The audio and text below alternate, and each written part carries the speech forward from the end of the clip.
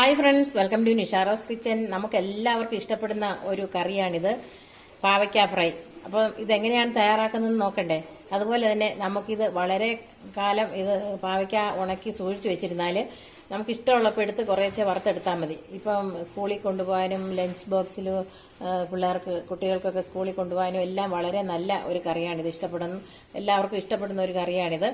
അപ്പോൾ ഇതെങ്ങനെയാണ് വാട്ടി ഉണങ്ങി വറുത്ത് ഇതുപോലെ വെച്ചിരിക്കുന്നതെന്ന് അറിയണ്ടേ? ഇത് നമുക്ക് നോക്കാവേ. നമുക്ക് ഇഷ്ടം പോലെ പാവയ്ക്ക കിട്ടുന്ന സീസണിൽ പാവയ്ക്ക എടുത്ത് നമുക്ക് ഇതുപോലെ വാട്ടി ഉണങ്ങി വെച്ചിരുന്നാൽ നമ്മുടെ കറിയൊക്കെ ഈസി ആയിട്ട് നമുക്ക് കറി തയ്യാറാക്കി എടുക്കാൻ പറ്റും.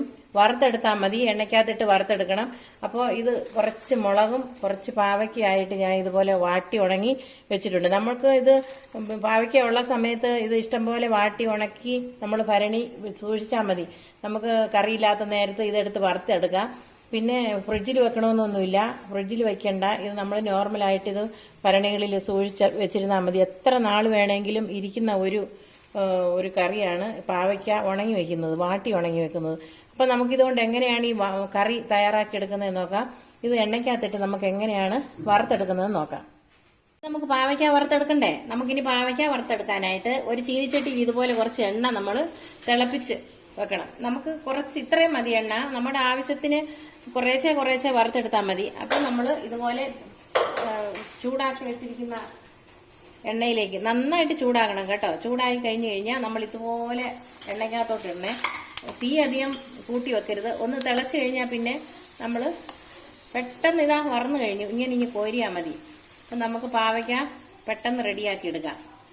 കരിഞ്ഞു പോകാത്ത തരത്തിൽ വേണം നമ്മൾ തീ വെക്കാനായിട്ട്. ഫ്ലെയിം വെക്കുമ്പോൾ ആദ്യം എണ്ണ ഒന്ന് ചൂടായതിനു ശേഷം നമ്മൾ വീണ്ടും അത് തീ കുറച്ച് വെക്കണം. കുറച്ച് വെച്ചിട്ട് ഇടാവുള്ളേ. ഇങ്ങനെ കണ്ടോ, ഇതുപോലെ മഴ പരുവത്തിന് ഇപ്പം നല്ല മഴ പെയ്യുന്ന സമയം.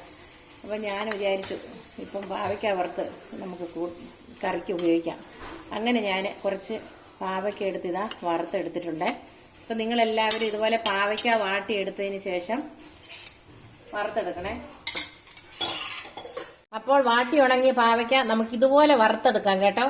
ഇതുപോലെ വറുത്തെടുത്തതിന് ശേഷം നമ്മൾ ഭരണിയിൽ അടച്ച് സൂക്ഷിച്ചിരുന്ന ആവശ്യമുള്ളപ്പോൾ മാത്രം കുറേശ്ശെ എടുത്ത് കറിക്ക് ഉപയോഗിക്കാവുന്നതാണ്. ചോറിൻ്റെ കൂടെയൊക്കെ വളരെ നല്ല ഒരു കറിയാണ്. പ്രമേഹ രോഗികൾക്കും അതുപോലെ എല്ലാവർക്കും കഴിക്കാൻ പറ്റിയ ഒരു പാവയ്ക്ക വറുത്താണ് ഞാൻ ഇന്ന് ഇവിടെ തയ്യാറാക്കി വെച്ചിരിക്കുന്നത്. നിങ്ങളെല്ലാവരും ഒന്ന് ട്രൈ ചെയ്ത് നോക്കണം. അപ്പോൾ നിങ്ങൾക്ക് ഈ വീഡിയോ ഇഷ്ടമായെങ്കിൽ ഞങ്ങളുടെ ചാനൽ സബ്സ്ക്രൈബ് ചെയ്യാൻ മറക്കരുത്. തൊട്ടടുത്ത് കാണുന്ന ബെൽ ബട്ടൺ കൂടി പ്രസ് ചെയ്യാൻ വേണം. താങ്ക്